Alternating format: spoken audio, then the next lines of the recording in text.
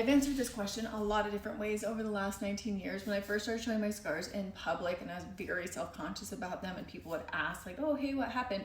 I would just make a joke about it and be like, oh yeah, I got mauled by a tiger, or say something like silly like that and just like laugh it off like and change the subject really quickly. Then as I just started like flat out not caring anymore, and people say, oh, well, what happened? I just tell them like point blank. I'd be like, oh yeah, you know, when I was a teenager, I struggled with my mental health, and they'd get all like wide-eyed and really uncomfortable and like, oh, sorry I asked, are you okay? And I'm like, I am so good, but it is a thing that happens.